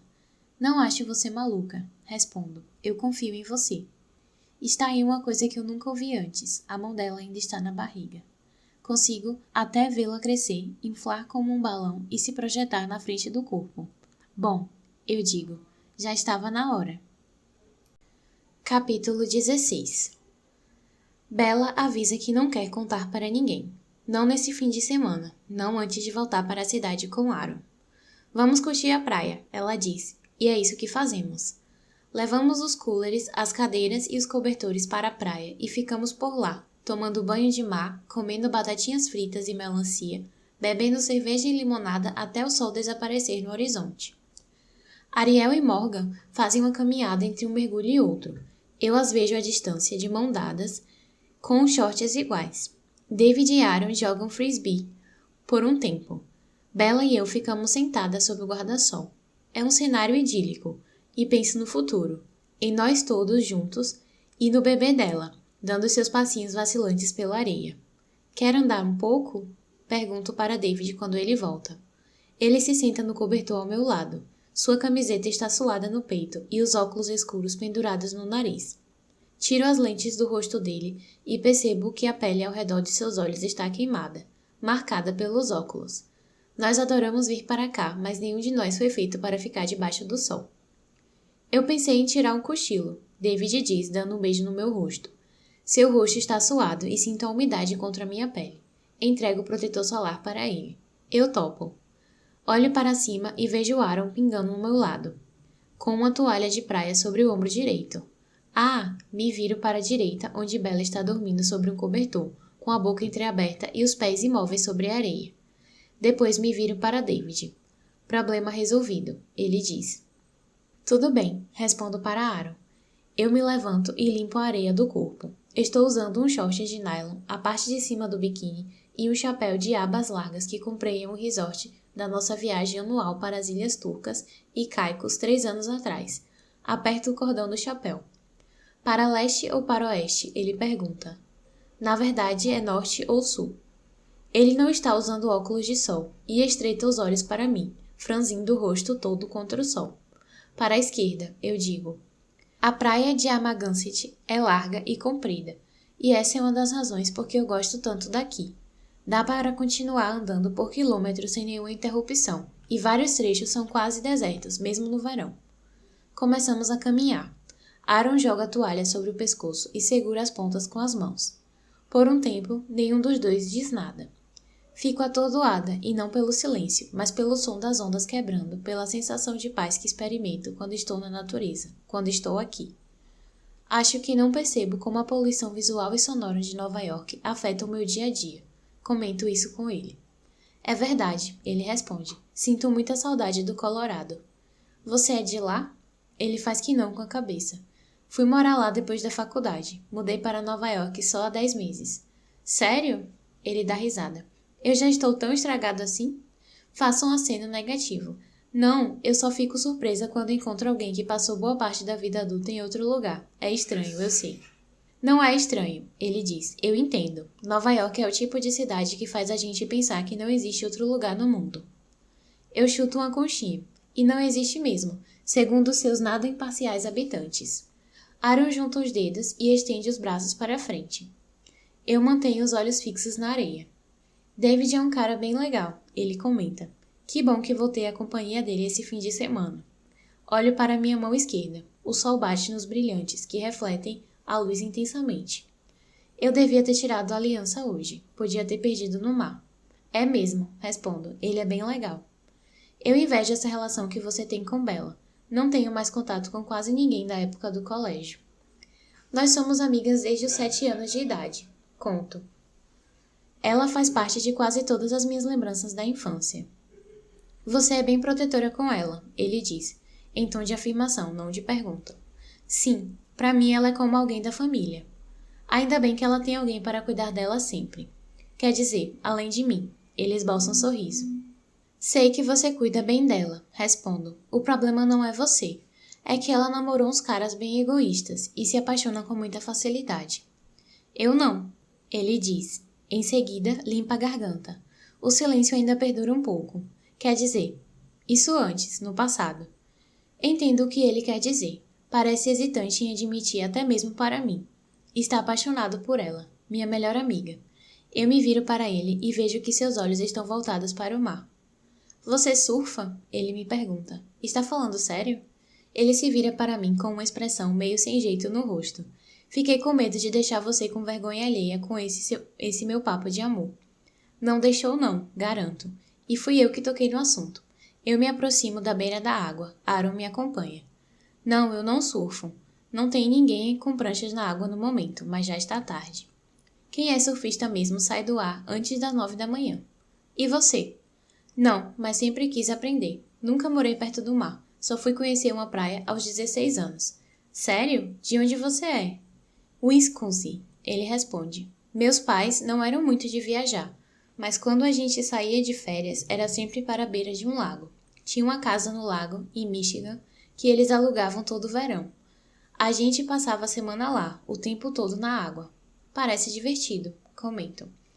Estou tentando convencer Bella a ir comigo no outono. Ainda é um dos meus lugares favoritos no mundo. Ela não é do tipo que passa férias no interior, aviso. Acho que ela iria gostar. Ele limpa a garganta. E obrigado por ter me perguntado aquilo ontem. Eu quase nunca tenho a chance de falar sobre a minha mãe. Eu olho para baixo. Tudo bem, eu entendo. A água alcança nossos pés. Aaron dá um pulo para trás. Puta merda, está gelada, ele diz. Não está tão ruim. Ainda é agosto. Você nem imagina como fica em maio. Ele dá mais uns pulinhos, mas depois para e fica me olhando. Do nada, dá um chute na água, que cai em cima de mim com uma cascata. As gotas se espalham pelo meu corpo como manchas de catapora. Isso não foi legal, digo. Jogo água nele que se protege com a toalha, mas aos poucos estamos correndo para o mar, lançando cada vez mais água em nossos ataques, ficando encharcadas. A toalha logo se torna um peso morto. Mergulho a cabeça na água, sentindo o choque do frio na cabeça. Nem me dei ao trabalho de tirar o chapéu. Quando volto à tona, Aaron está a um passo de mim. Seu olhar é tão intenso que meu primeiro instinto é me virar para trás para ver se tem alguma coisa atrás de mim, mas não faço isso. Que foi? Nada, ele diz. É que... Ele encolhe os ombros. É que eu gosto de você. Nesse momento não estamos mais no Oceano Atlântico. Não estamos na casa de praia, mas naquele apartamento, naquela cama. Suas mãos já sem a toalhas estão sobre mim. Sua boca está no meu pescoço. Seu corpo se move de forma lenta e deliberada sobre o meu, me explorando, me conhecendo, me pressionando. O sangue nas minhas veias pulsa ao ritmo de um sim. Eu fecho os olhos. Para. Vamos voltar apostando uma corrida, proponho. Chuto mais um pouco de água e saio em disparada. Sei que sou mais rápida que ele. Sou mais veloz que a maioria das pessoas. E aquela toalha deve estar pesando uns 5 quilos. Não preciso nem me esforçar muito. Quando volto ao guarda-sol, Bella já está acordada. Ela rola para o lado, sonolenta, protegendo os olhos do sol. Aonde você foi? Ela pergunta. Minha respiração está acelerada demais para eu conseguir responder. Capítulo 17. Setembro é uma época de correria no trabalho. Quando todo mundo concorda em tirar uma semana de folga coletiva no fim de agosto, o mês seguinte vira uma loucura. Volto da praia e encontro uma pilha de documentos que vai me ocupar até sexta-feira. Bella me liga na quarta-feira, toda feliz e risonha. Eu contei pra ele, ela revela. Escuto uma risadinha e percebo que Aaron está por perto. Imagino os braços dele em torno dela, de seu peito, tomando todo o cuidado com a nova vida que cresce entre eles. E então? Dani perguntou, e então? Escuto Bella dizer. Ouço um ruído de estática, e então a voz de Aaron do outro lado da linha. Dani, oi. Oi, meus parabéns. Pois é, obrigado. Está feliz? Ele faz uma pausa. Sinto um aperto no estômago, mas então, quando o ouço falar, percebo a mais pura ressonância da alegria, que reverbera pelo telefone. Quer saber? Ele diz. Estou muito feliz. No sábado, Bella e eu nos encontramos para um café no Le Pen, na Broadway, porque ela quer fazer compras. Vou mentalmente preparada para passar por várias lojas na região da Quinta Avenida. Anthropologie, J. Crew ou Zara, mas em vez disso, me vejo com meu copo de café na mão, diante da Jacquard, a loja francesa para bebês na Broadway. A gente precisa entrar, ela diz. Aqui é tudo lindo. Eu a acompanho. Há fileiras e fileiras de macacõezinhos minúsculos com touquinhas de algodão combinando. Blusas de lã, casaquinhos. É uma loja de departamento em miniatura, cheia de sapatinhos e pantufinhas de couro. Tudo em tamanho mini. Bella está usando um vestido rosa de alcinha, com uma blusa branca. Uma enorme malha amarrada na cintura. Seu cabelo está bagunçado. Ela é puro brilho. Está linda, radiante, como uma deusa. Não é que eu não queira filhos, mas nunca me senti muito atraída pela ideia da maternidade. Os bebês não me deixam toda melosa e nunca tive a sensação de que meu relógio biológico estava chamando, pedindo que eu aproveitasse minha janela de fertilidade. Acho que David seria um bom pai, e que eu provavelmente vou acabar sendo mãe algum dia. Mas, quando penso nisso, nós com crianças, nenhuma imagem me vem à mente.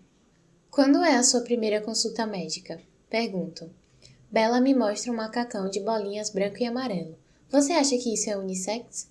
Eu encolho os ombros. O bebê vai nascer na primavera, então vamos precisar de roupas de mangas compridas. Ela me entrega o macacão e pega 2 casaquinhos de tricô de diferentes tamanhos. E Aaron, como está? Pergunto. Ela abre um sorriso sonhador.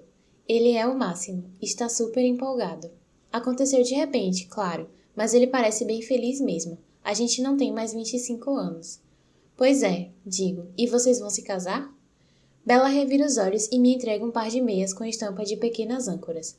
Não seja tão óbvia, ela responde. Vocês vão ter um bebê, é uma pergunta que faz todo sentido. Bella se vira na minha direção. Seu corpo todo se volta para mim. A gente nem falou sobre isso. O que está acontecendo entre nós já é suficiente por agora. E a consulta? Quando é? Pergunto, mudando de assunto. Quero ver uma imagem de ultrassom. Bella sorri. Na semana que vem. Dizem que não é preciso ter pressa, assim então no começo não tem muita coisa a fazer. Tem sim, compras, comento. Meus braços estão cheios de pequenos itens, tomo o caminho do caixa. Acho que é uma menina, Bella diz. Consigo imaginá-la sentada em uma cadeira de balanço, segurando uma criancinha embrulhada em um cobertor cor-de-rosa bem macio. Uma menina seria incrível, digo. Ela me puxa para perto de si e me abraça. Agora é sua vez, ela me fala. Eu me imagino grávida, fazendo compras nessa loja para minha própria cria. Sinto vontade de beber.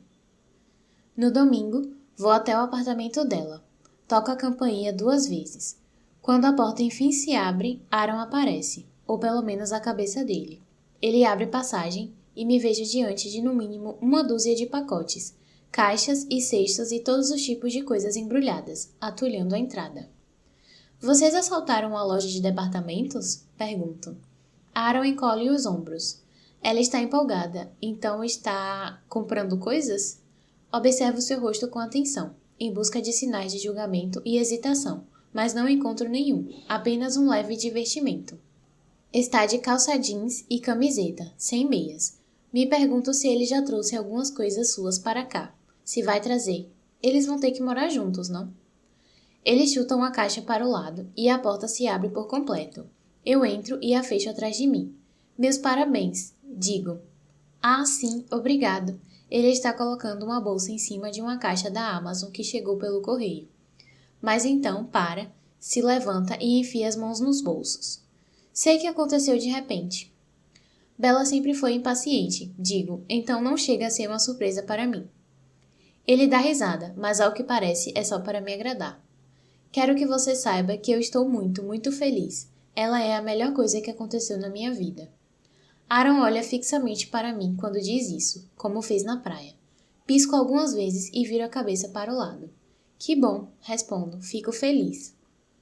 Nesse momento, a voz de Bella chega até nós. Dani, é você? Aaron sorri e abre passagem, estendendo o braço para eu entrar. Sigo o som de sua voz pelo corredor, passo pela cozinha e pelo seu quarto e entro no quarto de hóspedes. A cama está arrastada para o lado, a cômoda está no centro do cômodo e Bella, de macacão e com um lenço na cabeça, está pintando nuvens brancas nas paredes. Bells, eu digo, o que está acontecendo? Ela olha para mim. É o quarto do bebê, o que você acha? Bella dá um passo para trás, põe as mãos na cintura e analisa seu trabalho. Acho que você está adiantada em alguma coisa pela primeira vez na vida, comento. Estou um pouco assustada. O quarto não é um projeto para o 7º mês? Ela dá risada, de costas para mim. É divertido, justifica. Fazia um tempão que não pintava. Pois é, vou até ela e passo o braço sobre seus ombros. Ela se apoia em mim. As nuvens são branquinhas e o céu tem um tom claro de salmão com toques de azul bebê e lilás. É uma obra-prima. Você quer mesmo muito isso, digo, mas não exatamente para ela. É mais para a paisagem na parede, para o que quer que tenha criado essa realidade. Por um instante, esqueço do futuro que vi.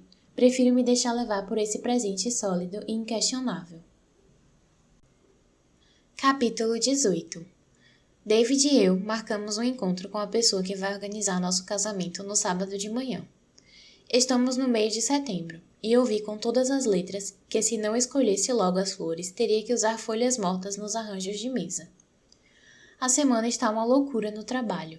Recebemos uma tonelada de providências a tomar em 2 casos urgentes na segunda-feira, e quase não fui para casa nos dias seguintes, a não ser para dormir. Na sexta-feira, enquanto caminho até os elevadores, pego meu celular para avisar que vamos precisar adiar a reunião. Preciso desesperadamente dormir. E vejo 4 chamadas perdidas de um número desconhecido. As ligações de telemarketing andam me atormentando bastante, mas não costumam vir com um número identificado. Verifico a caixa de mensagens de voz enquanto o elevador desce, mas sou obrigada a desligar e tentar de novo quando chego ao saguão. Estou passando pelas portas de vidros quando escuto o recado. Dani, é Aaron. A gente foi ao médico hoje e você pode me ligar? Acho que seria bom você vir pra cá. Meu coração vai parar na boca e imediatamente aperto o botão para retornar a ligação com as mãos trêmulas. Tem alguma coisa errada. Alguma coisa errada com o bebê. Bella tinha uma consulta hoje. Eles ouviriam o coraçãozinho do bebê pela primeira vez. Eu deveria tê-la protegido. Devia tê-la impedido de comprar todas aquelas roupas, fazer todos aqueles planos. Era cedo demais. Dani? A voz de Aaron está carregada de tensão ao telefone. Ei, oi, desculpa, eu estava... Cadê ela? Está aqui, ele responde. Dani, as notícias não são boas. Algum problema com o bebê? Aaron faz uma pausa. Quando responde, é com a voz embargada. Não tem bebê nenhum. Jogo meus sapatos de salto alto na bolsa, calço minhas sandálias rasteirinhas e pego o metrô para a Tribeca. Sempre me perguntei como as pessoas que recebiam notícias trágicas e depois precisavam pegar um avião se sentiam. Todo voo deve levar algum passageiro que está indo para o leito de morte da mãe ou para o local do acidente de carro de um amigo, ou de volta para uma casa incendiada. Esses minutos no metrô são os mais longos da minha vida. Aaron atende a porta, está de calça jeans e uma camisa social com os primeiros botões abertos. Parece atordoado, com os olhos vermelhos. Meu coração dispara de novo. Eu olho para o chão. Onde ela está? Pergunto. Ele não responde, só aponta. Sigo seu dedo até o quarto e encontro Bella deitada em posição fetal na cama, no meio dos travesseiros, de calça de moletom e escondida sob o capuz da blusa. Tiro as sandálias e me deito ao seu lado. Bells, eu digo. Ei, eu estou aqui. Dou um beijo em sua cabeça escondida pelo capuz. Ela não se mexe. Olho para Aaron parado na porta. Ele fica lá, com as mãos imóveis junto ao corpo. Bells, tento de novo, passando a mão nas costas dela. Vamos, senta um pouco. Ela se mexe, olha para mim, parece confusa, assustada, com o mesmo jeitinho de quando acordava de um pesadelo na bicama do meu quarto décadas atrás. Ele contou para você? Ela pergunta. Confirmo com a cabeça. Ele disse que você perdeu o bebê. Digo. Essas palavras me deixam mal. Penso nela na semana passada, pintando, fazendo preparativos. Bells, eu sinto muito, Ela se senta na cama, leva a mão à boca como se fosse passar mal. Não, ela responde. Foi um engano. Eu não estava nem grávida. Eu observo seu rosto, depois olho para Aaron, que ainda está parado na porta. Do que você está falando? Dani, ela responde, olhando bem para mim. Seus olhos estão arregalados e úmidos. Vejo neles algo que só vi uma vez antes, muito tempo atrás na Filadélfia. Me disseram que eu posso ter câncer no ovário. Capítulo 19. Em seguida, ela me conta um monte de coisas. Que o câncer no ovário, em alguns casos bem raros, pode causar um falso positivo em testes de gravidez. Que os sintomas podem ser os mesmos de uma gestação. Menstruação atrasada, abdômen inchado, náuseas, letargia. Mas só o que escuto é um zumbido nos ouvidos, que fica cada vez mais alto até tornar impossível ouvi-la. Seus lábios estão se mexendo. Ela continua falando, mas não escuto nada. Sua boca está soltando 1000 abelhas, que picam meu rosto até me obrigar a fechar os olhos. Quem foi que falou isso? O médico, ela responde. A gente teve uma consulta hoje. Eles fizeram uma tomografia. Quem explica é Aaron, parada na porta. E um exame de sangue. Precisamos de uma segunda opinião, digo. Foi o que eu falei, avisa Aaron. Existe uma grande chance de... Eu interrompo com um gesto de mão. Onde estão seus pais? Bella olha para Aaron e depois para mim. Meu pai está na França, minha mãe em casa. Você ligou para eles? Ela faz que não com a cabeça. Certo, vou ligar para Frederick e pedir para ele acionar o pessoal do Monte Sinai. Ele faz parte do conselho de cardiologia do hospital, não é? Bella assente. Certo, vamos marcar uma consulta com o melhor oncologista de lá. Eu engulo em seco depois de dizer essa palavra. Tem gosto de trevas. mas isso é o que sei fazer. É nisso que sou boa. Quanto mais eu falo, mais o zumbido vai diminuindo. Fatos, documentos. Vai saber que médico eles consultaram. Um obstetra não é um especialista em câncer. Nós ainda não sabemos de nada. Ele provavelmente estava enganado, só pode estar. Bella, eu digo, segurando suas mãos. Vai ficar tudo bem, certo? O que quer que seja, nós vamos dar um jeito. Você vai ficar bem. Na segunda-feira de manhã, estamos no consultório do Dr. Fink, o melhor oncologista de Nova York. Encontro Bella na entrada do Monte Sinai, na rua 98. Ela desce do carro, acompanhada de Aaron. Fico surpresa ao vê-lo. Pensei que ele não fosse vir. Agora que ela não está grávida, que estamos encarando isso, a pior das notícias, não imaginei que ele fosse continuar por perto. Eles passaram apenas um verão juntos. O consultório do Dr. Fink é no quarto andar. No elevador, encontramos uma mulher grávida. Sinto Bella se mexer atrás de mim, chegar mais perto de Aaron. Aperto o botão do painel com mais força. A sala de espera é agradável, alegre, papel de parede listrado em amarelo, vasos de girassóis, uma grande variedade de revistas, as melhores. Vanity Fair, The New York, Vogue. Há apenas 2 pessoas esperando, um casal de idosos que parece estar conversando no FaceTime com os netos. Eles acenam para a câmera dizendo coisas como "Oh" e "Ah". Bella faz uma careta. Temos uma consulta às 9. Bella Gold. A recepcionista assente e me entrega uma prancheta cheia de papéis.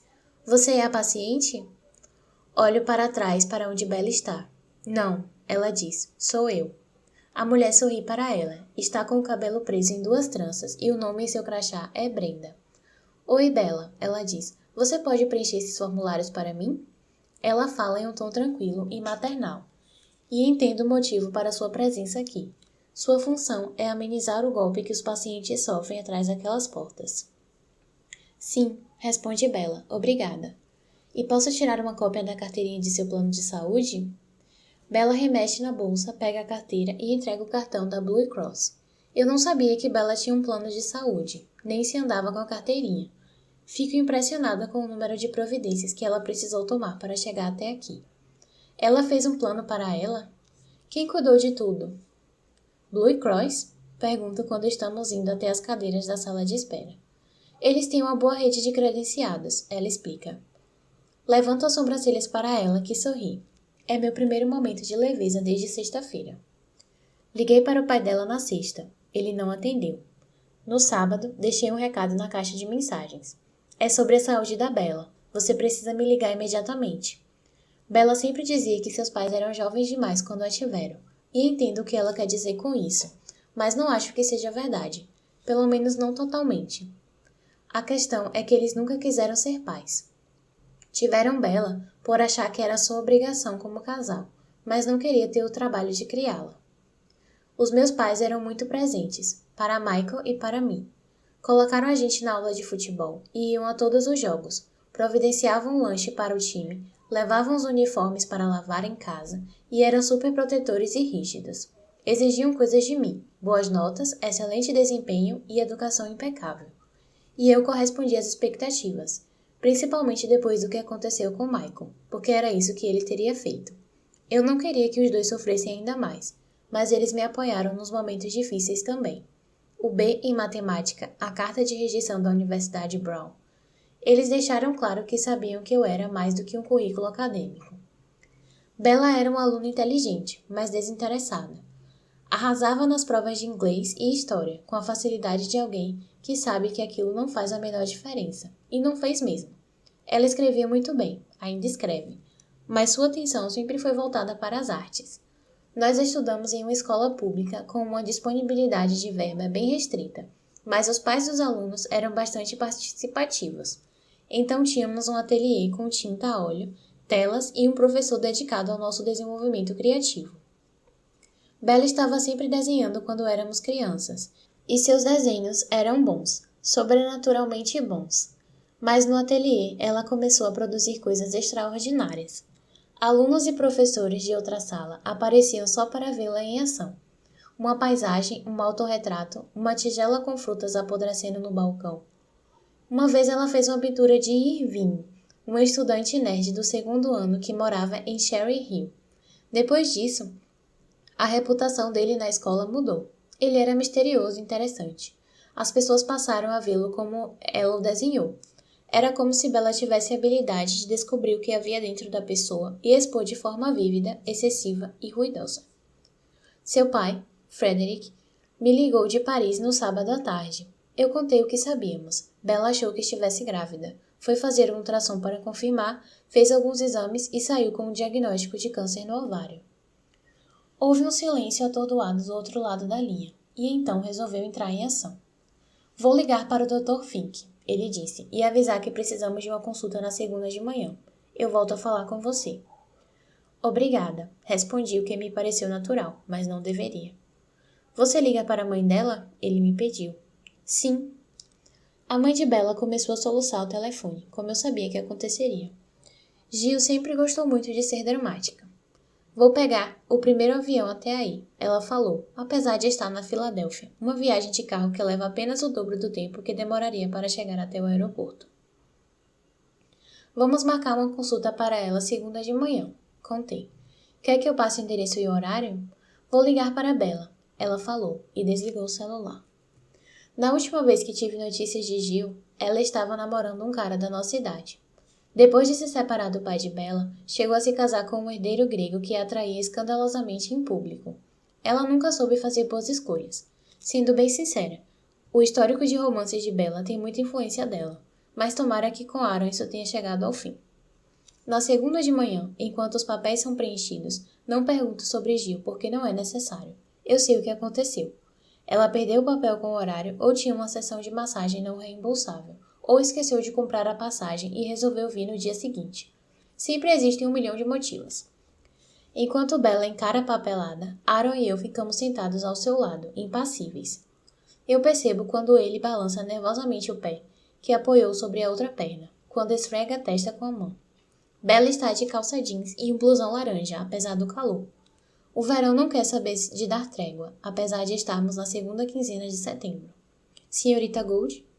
Um jovem enfermeiro ou assistente usando óculos de armação branca aparece diante de uma porta de vidro. Bella mexe nervosamente nos papéis sobre o colo. Ainda não terminei, ela avisa. Brenda sorri de sua mesa. Tudo bem, podemos ver isso depois. Ela olha para mim e para Aaron. Vocês dois são os acompanhantes? Sim, Aaron responde. Benji, o enfermeiro, é todo simpático e puxa assunto conosco enquanto atravessamos o corredor. Mais uma vez a alegria. Parece que estamos indo a uma sorveteria ou que estamos na fila de uma roda gigante. É por aqui. Ele estende o braço para dentro de um cômodo pintado de branco. E nós três entramos na mesma formação de antes. Eu, depois Bella, depois Aaron. Em um canto há 2 cadeiras e uma poltrona para exames. Eu fico de pé. Nós vamos fazer uma triagem rápida enquanto esperamos o Dr. Fink. Benji mede os sinais vitais de Bella, sua pulsação, sua temperatura e examina sua garganta e seus ouvidos. Em seguida, a coloca na balança para verificar seu peso e sua altura. Aaron também não se senta. E com as 2 cadeiras e nós 2 em pé, a sala parece pequena, quase claustrofóbica. Não sei como vai caber mais uma pessoa aqui. Finalmente a porta se abre. Bella, não vejo você desde que tinha 10 anos de idade. Olá! O Dr. Fink é um homem baixinho, atarracado e roliço, que se desloca com movimentos precisos e uma velocidade impressionante. Oi, Bella responde. Ela estende a mão e os dois se cumprimentam. E eles, quem são? Esse é Greg, meu namorado. Aaron estende a mão. Fink o cumprimenta. E essa é Dani, minha melhor amiga. Nós trocamos um aperto de mãos também. Você tem uma boa rede de apoio. Que bom, ele comenta. Sinto meu estômago se contrair. Ele não deveria ter dito isso. Não gostei nem um pouco. Então você foi ao médico por achar que estava grávida. Que tal explicar por que está no meu consultório hoje? Fink põe os óculos, pega o caderno e começa a anotar. Bella explica tudo de novo. A menstruação atrasada, o inchaço, o falso positivo no teste de gravidez, a ida ao médico, a tomografia, o resultado dos exames de sangue. Precisamos fazer mais exames, ele avisa. Prefiro não falar nada antes disso. Pode ser hoje? Pergunto. Estou fazendo minhas anotações, escrevendo tudo o que ele fala na minha agenda, a que deveria usar para planejar meu casamento. Sim, ele responde. Vou pedir para o enfermeiro voltar e cuidar dessa parte. Qual é sua opinião? Eu quero saber. Ele tira os óculos e olha somente para Bella. Acho que precisamos fazer mais alguns exames. Ele não precisa dizer mais nada. Eu sou advogada. Sei o que as palavras significam, o que os silêncios significam, o que as repetições significam, e sei muito bem o que ele acha. Quais são suas suspeitas? Talvez até ele já saiba. O outro médico tinha razão. Capítulo 20. Tem uma coisa que os profissionais fazem quando um paciente tem câncer. Eles pegam leve com você. Depois do choque inicial, depois do diagnóstico e do pavor que ele desperta, eles oferecem todo o conforto. Tratam você com toda a sua consideração. Quer uma limonada junto com a quimioterapia? A radiação? Isso não é nada. Todo mundo faz. É tipo maconha. Eles servem as drogas com um sorriso no rosto. Você vai adorar essas pessoas, pode ter certeza. Bella de fato tem um câncer no ovário. A suspeita é que está no estágio 3, o que significa que se espalhou para os linfonodos da área, mas não para os outros órgãos. É tratável, de acordo com o que nos dizem. Existem possibilidades. Muitas vezes, em casos de câncer no ovário, isso não acontece. A pessoa só descobre quando já é tarde, mas ainda não é. Pesquiso as estatísticas sobre a doença, mas Bella se recusa a ouvir. Essas informações ficam na cabeça, ela justifica, e podem acabar afetando o tratamento. Eu não quero saber. São números, digo, e dizem muito sobre como vai ser o tratamento. Os dados não vão mudar só porque você não sabe quais são. Precisamos saber com o que estamos lidando. Quem determina com o que estamos lidando somos nós. Ela impõe uma proibição ao Google, mas faço a pesquisa mesmo assim. 47%. É a taxa de sobrevivência de pacientes de câncer no ovário em 5 anos. Menos que meio a meio. David me encontra sentada no chão de ladrilhos do box. 50% é uma boa chance, ele me diz, se agachando. E segura minha mão do outro lado da porta de vidro. É metade. Mas ele mente muito mal. Sei que ele jamais apostaria em uma probabilidade como essa, nem mesmo se estivesse bêbado em uma mesa de jogo em Las Vegas. 5 dias depois, volto com Bella para a consulta seguinte. Fomos instruídas a procurar um oncologista ginecológico, que vai analisar o caso e determinar o tratamento. Dessa vez, somos só nós duas. Bella pediu para Aaron não ir. Eu não estava lá quando eles tiveram essa conversa. Não sei como foi, se ele insistiu ou se ele ficou aliviado. Somos apresentadas ao Dr. Shaw, em seu consultório na Park Avenue, entre as ruas 62 e 63. É um lugar tão chique que quando paramos o carro, chego a pensar que pegamos o endereço errado. Vamos fazer o que aqui? Tomar um chá da tarde? A sala em si é mais discreta, menos ostensiva. É um lugar para receber pessoas que estão sofrendo. Dá para perceber. O Dr. Fink é a primeira parada. O trem novo em folha e limpinho, rodando a todo vapor. O Dr. Shaw é quem assume o resto da jornada. Depois que a enfermeira nos leva até sua sala, o Dr. Shaw logo aparece para nos cumprimentar. Imediatamente, simpatizo com sua expressão amigável. É bem franco, sincero, e ele sorri bastante. Sei que Bella também gostou dele. De onde você é? Ela pergunta. Da Flórida, ele responde, do estado ensolarado. Não consigo me acostumar com a ideia de que a Flórida é o estado ensolarado, Bella comenta. Deveria ser a Califórnia. Quer saber? Diz o Dr. Shaw. Eu concordo. Ele é alto. Quando se acomoda em seu banco com rodinhas, os joelhos ficam quase na altura dos cotovelos. Muito bem, ele continua. Vamos fazer o seguinte. O Dr. Shaw apresenta seu plano. Uma cirurgia para desinflar o tumor, seguida por 4 ciclos de quimioterapia em 2 meses. Ele avisa que vai ser um tratamento brutal. Ainda mais, de uma vez aqui no consultório do Dr. Shaw, sinto vontade de poder trocar de lugar com Bella. A paciente devia ser eu. Sou forte, aguento o tranco, mas não sei se Bella consegue. A cirurgia é marcada para terça-feira, no Hospital Monte Sinai. Uma esterectomia completa, incluindo a remoção dos ovários e das trompas de falópio. Um procedimento chamado salpingo-oferectomia bilateral. Eu me pego pesquisando termos médicos no Google enquanto estou no carro, no metrô, no banheiro do trabalho. Ela não vai mais produzir óvulos, nem ter um lugar para eles algum dia se desenvolverem. Ao ouvir isso, Bella começa a chorar. Posso congelar meus óvulos primeiro? Ela pergunta. Existem opções para estimular a fertilidade, o Dr. Shaw diz com toda a gentileza. Mas eu não recomendaria nem o procedimento, nem a espera. Os hormônios podem agravar o câncer. Acho fundamental fazer a cirurgia o quanto antes. Como isso foi acontecer? Bella questiona. Ela esconde o rosto entre as mãos. Sinto uma náusea me dominar. A bile sobe pela minha garganta e ameaça se espalhar no chão deste consultório na Park Avenue. O Dr. Shaw chega mais para frente com seu banquinho e coloca a mão no joelho dela. Sei que é difícil, ele diz, mas você está em boas mãos e vamos fazer tudo o que estiver ao nosso alcance por você. Não é justo, ela fala. O Dr. Shaw olha para mim e pela primeira vez me vejo sem palavras. Câncer, infertilidade. Preciso me esforçar até para respirar. Não mesmo, ele responde. Você tem razão. Mas a sua postura faz toda a diferença. Vou lutar por você, mas preciso da sua ajuda também. Ela o encara com o rosto coberto de lágrimas. Você vai estar lá? Ela pergunta. Na cirurgia? Pode ter certeza, ele diz. Eu é que vou fazer a operação. Bella olha para mim. O que você acha? Ela me pergunta. Penso na praia de Amagansett. Como é possível que 3 semanas atrás ela estivesse toda corada aguardando o resultado de um teste de gravidez, reluzindo de expectativa? Acho que a cirurgia precisa ser feita agora, respondo. Ela assente. Certo, ela diz. É a decisão certa, o Dr. Shaw garante e desliza até o computador. E, se tiver alguma pergunta, aqui está o número do meu celular. Ele entrega um cartão de visita para nós. Anoto o número no meu caderno. Agora vamos falar sobre o que vem a seguir. Ele avisa. A conversa continua.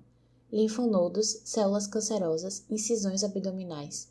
Em geral, sou boa com anotações, mas é difícil, impossível registrar tudo. Parece que o Dr. Shaw está falando em outra língua. Palavras ásperas, russo, talvez tcheco. Fico com a sensação de que prefiro não entender. Só quero que ele pare de falar. Se ele parar, tudo isso deixa de ser verdade. Saímos do consultório e paramos na esquina da rua 63 com a Park Avenue. De forma inexplicável e absurda, o dia está perfeito. Setembro é um mês glorioso em Nova York, principalmente porque todos sabem que o outono ainda demora um pouco para chegar. E hoje é o exemplo perfeito disso. Um vento suave, um sol bem brilhante. Para todo lugar que me viro, vejo pessoas sorrindo e conversando e se cumprimentando.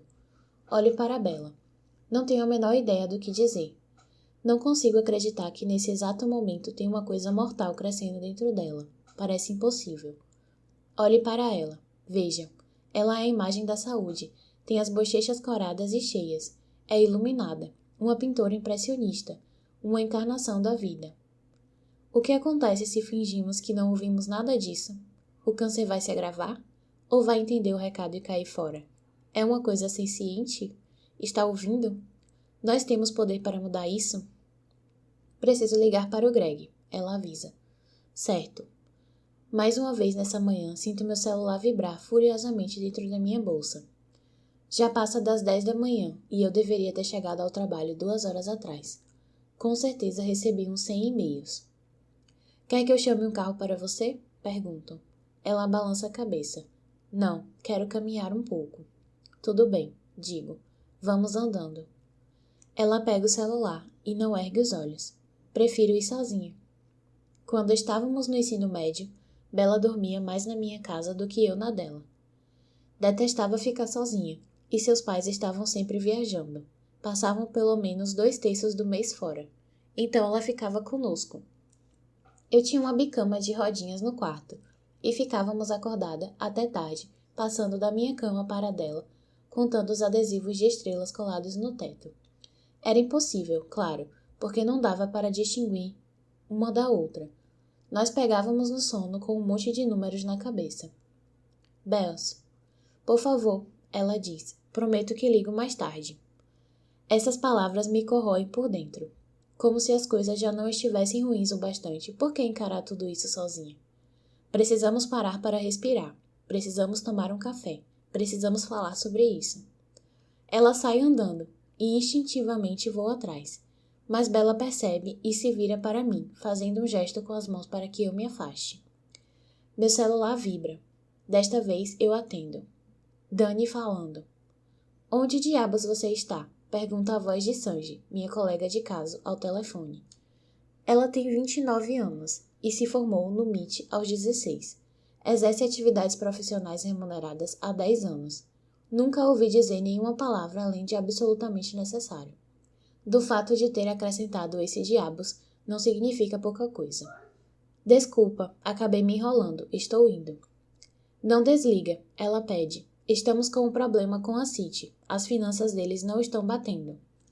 Nós precisamos concluir nosso relatório sobre a City, uma empresa que nossa cliente, a Epson, uma gigante do setor de tecnologia, está comprando.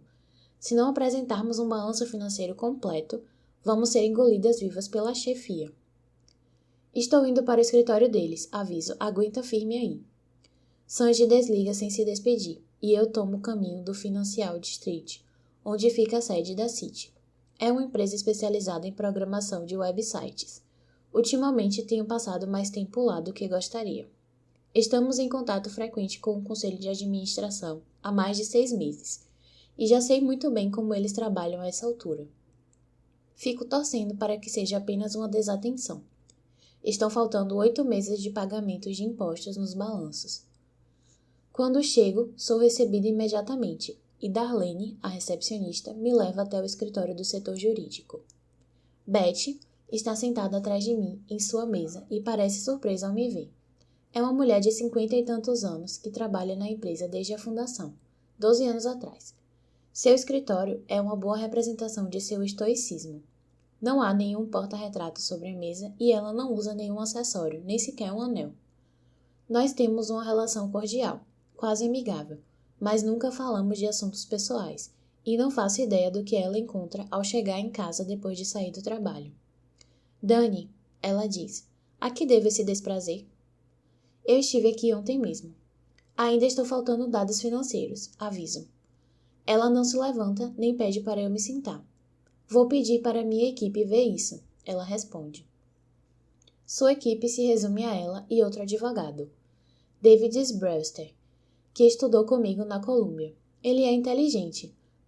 Não sei como foi acabar no jurídico de uma empresa de porte médio. Hoje à tarde, digo. Ela balança negativamente a cabeça. Você deve adorar seu trabalho, ela comenta. Tanto quanto qualquer um de nós, respondo. Ela dá risada e volta sua atenção para o computador. Não é bem assim. Às 5 da tarde, chegam mais documentos da City. Vou ter que ficar aqui no mínimo até as 9 para ler tudo. Sanji anda de um lado para o outro na sala de reuniões, como se estivesse elaborando uma estratégia de ataque. Mando uma mensagem para Bella. Me dá notícias. Ela não responde. Saio às 10 horas. Ainda nenhuma notícia de Bella. Meu corpo todo dói, como se eu tivesse passado o dia todo tensa e encolhida. Enquanto caminho, sinto meus membros se alongando de novo. Estou sem meu tênis, e depois de 5 quarteirões meus pés começam a doer dentro dos sapatos de bico fino, mas continuo andando. À medida que os quarteirões se sucedem, e eu vou percorrendo a Quinta Avenida como uma composição no metrô, começo a ganhar ritmo. Quando chego à Rua 38 Leste, já estou correndo. Chego ao nosso apartamento ofegante e suada. Minha camisa está quase ensopada e meus pés estão latejando e formigando. Estou até com medo de olhar. Acho que, se fizer isso, vou ver poças de sangue escorrendo pelas solas dos sapatos. Eu abro a porta. David está sentado à mesa com o laptop aberto e com uma taça de vinho ao seu lado. Ele pula da cadeira quando me vê. Ei, ele diz. Seus olhos se estreitam quando ele observa meu rosto. O que aconteceu? Eu me abaixo para tirar os sapatos, mas não consigo. O calçado parece estar costurado no meu pé. Solto um grito de dor. Ei, David fala. Calma, espera aí, senta um pouco. Eu despenco sobre o banquinho do corredor, e ele se abaixa diante de mim. Minha nossa, Dani, o que foi que você fez? Veio correndo para casa? Ele levanta os olhos e nesse momento eu desmorono. Não sei se vou desmaiar ou entrar em combustão espontânea. O calor dos meus pés sobe pelo corpo, ameaçando me consumir inteira. Ela está muito doente, digo. Vai precisar ser operada na semana que vem. Estágio 3, 4 ciclos de quimioterapia. David me abraça. Quero me sentir reconfortada nos seus braços. Quero me perder nele, mas não dá. É uma situação difícil demais. Nada é capaz de ajudar, de me fazer esquecer. Eles falaram mais alguma coisa? David pergunta. E o novo médico, o que ele disse? Ele me solta e apoia a mão de leve no meu joelho. Balanço negativamente a cabeça. Ela nunca vai poder ter filhos. Vão tirar o útero, os ovários. David faz uma careta. Que coisa, ele diz. Que coisa, Dani, eu sinto muito. Fecho os olhos ao sentir a onda de dor que sobe dos meus pés, como se houvesse facas encravadas nos meus calcanhares. Tiro os meus sapatos. Peço a ele. Estou praticamente arfando. Certo, ele diz. Espera um pouco. David vai até o banheiro e volta trazendo talco.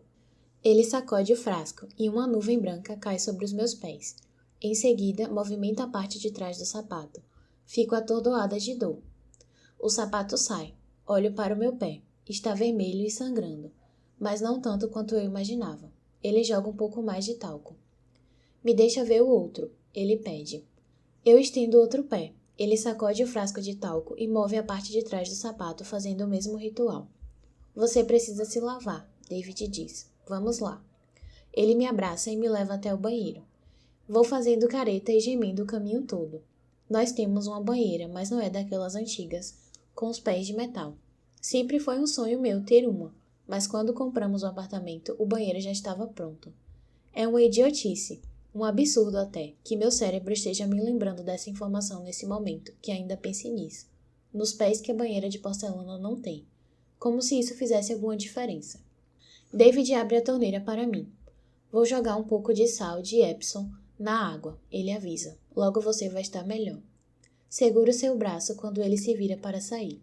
Eu me agarro nele como se fosse uma criancinha com seu bichinho de pelúcia.